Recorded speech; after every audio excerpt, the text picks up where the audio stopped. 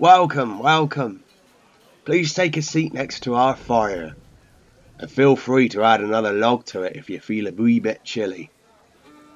The first drink is on the house of the Smoky Smuggler Inn. Now I know, the tide waits for no man or mistress, but get those damp clothes off and make yourself comfortable till that nasty storm outside settles. Now what will it be? We've got great ales and fine wines on tap. Staff will bring it over shortly. Now, it's funny like a stranger like you should walk in on a full moon like this. In fact, you hear that song being played in the background? Well, they call that the Arkansas Traveller. See, it was a full moon on one rainy autumn night. A traveller got lost in the mountains of Arkansas, and he was tired and hungry, and so was his horse. Midnight was approaching. All at once, he saw this cabin. A squatter sat on the porch, fiddling the same tune over and over and over again. Now the traveller went up to the squatter and he asked him for food and water for him and his horse. And the squatter replied, "Ain't got a thing in the house." The traveller asked where the next house was, and the squatter said, "Dunno, ain't never been there." The frustrated traveller asked if he could spend the night. The squatter replied, "The house leaks, my wife and me only sleep on the dry spot." "Why don't you mend the roof?" asked the traveller. "Can't mend the roof on a rainy night." The whole time, the squatter continued to fiddle the same tune over and over. The traveller now, he snapped in frustration and he said, "Why don't you finish that tune?" "Can't get the tune out of my head." The traveller took the fiddle and played the rest of the song off. "Stranger," said the squatter, "grab yourself a chair and sit down. Sap, cut a hunk out of that deer and cook it. Son, get the whiskey and put the horse in the shed. You just play away, stranger. Tonight, you're sleeping on the dry spot." Now, to this day, folks that venture out on a rainy night up in those mountains here, they say they can still hear the Arkansas Traveller playing over and over that same tune. Well, I hope you haven't just come from there. See, you look more of a sea traveller type of man to me. Maybe it be from your wet hair, from the rain outside. Anyways, have you heard of these mysterious ghost ship stories? I don't know. Here, listen to this. The wooden ships found off the coast of Japan carrying decomposing bodies. At least 12 wooden boats have been found adrift along Japan's coast carrying chilling cargo. The bodies of 22 people in varying stages of decay. The first boat was found in October 2015, and then a series of vessels were found in November. As of this, they're still being found.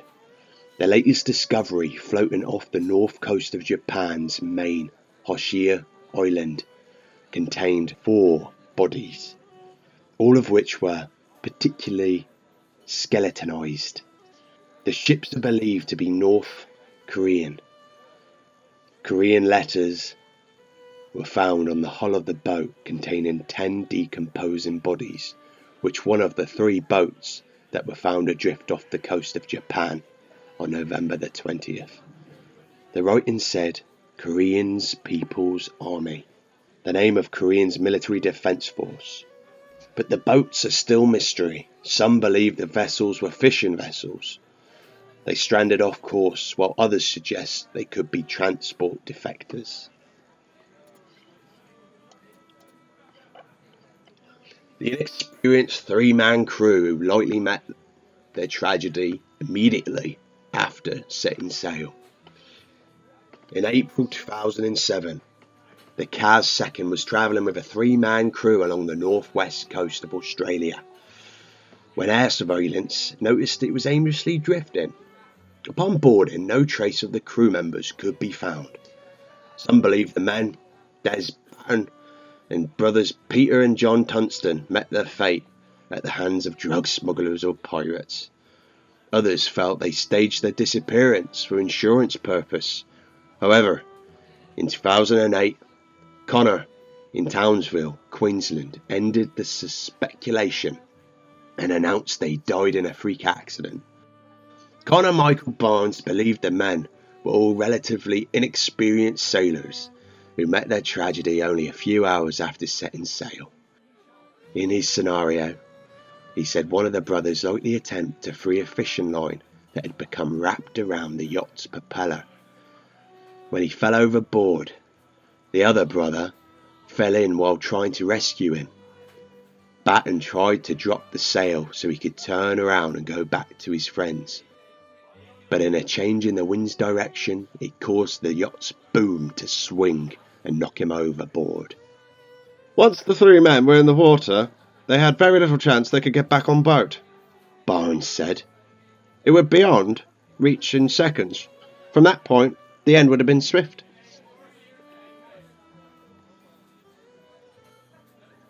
The unsinkable ship that was found adrift near the coast of Fiji with no crew aboard.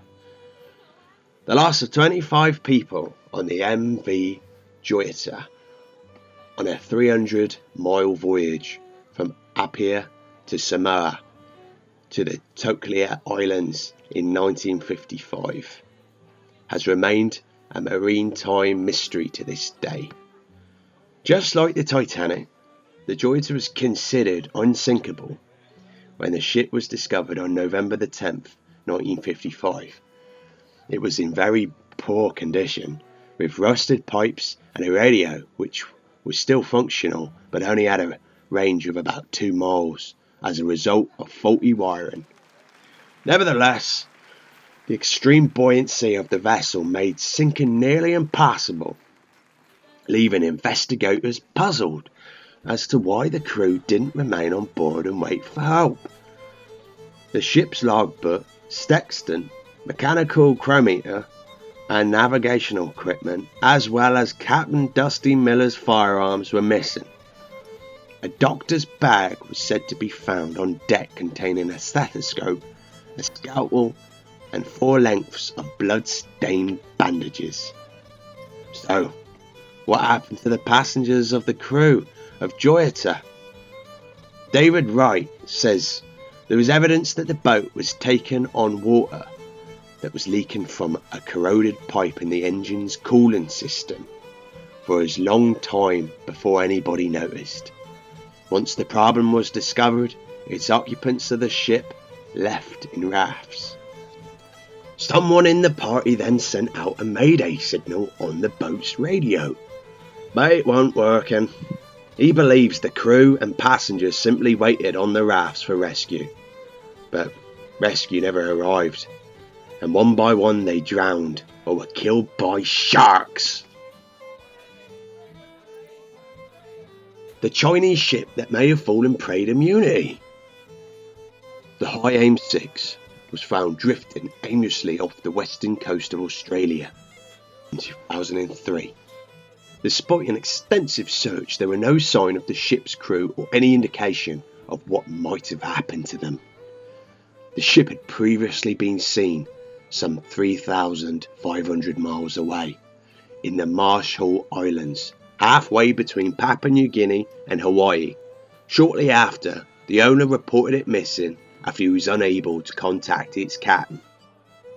The only clue as to how many were on board the ship at the time was discovered by the amount of toothbrushes they found in the living quarters. A few weeks later, after the boat was discovered, calls were still being made from Indonesia using the cell phone of the boat's engine. After checking the call records, the Taiwanese officials deemed immunity probable. Indonesian police arrested only members who could be tracked down. According to their declaration, members of the crew had killed the captain and the engine, and then proceeded to go back to their homeland. He never gave a clear explanation as to their motive.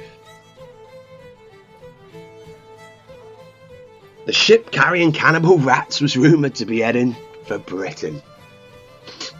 Now, in 2013, it was real possibility the Libra River, which had been drifting in the Antarctic Ocean for almost a year and filled with rodents who had been eating each other to stay alive, was heading for British shores. Salvage hunters had their eyes on the ship, which was worth an estimate of $1 million in scrap metal. In 2010, the vessel's owners jumped ship when they fell into depth and could not pay the crew. The abandoned boat was left in harbour at St. John's, Newfoundland, for more than 2 years. In January 2013, the ship was sold to the Domestic Republic to be scrapped. However, it broke loss soon after it left dock. It was reportedly recaptured, but the line snagged again, and the boat was left drifting in the international waters.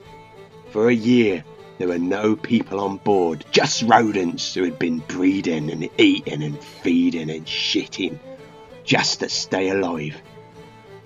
Luckily for Britain, the ship never made landfall. Our professionals believe is that it is sunk. Chris Reynolds, the Irish coast.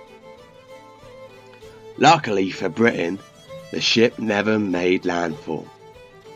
Our professionals believe it was sunk. Chris Reynolds, the Irish Coast Guard director, said, We've discussed it with the UK, Norway and Ireland, and we're pretty happy that it's probably sunk.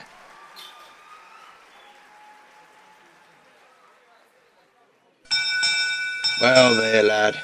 Seems it's last orders. I best be packing up and locking the door. Well, I hope you've enjoyed yourself here and got yourself nice and warm and ready for your next adventure. And hopefully you'll drop by now and then and we'll have another chat, maybe. Anyway, give us a like and subscribe and encourage me to change the barrel now and then. See you later, my beauty.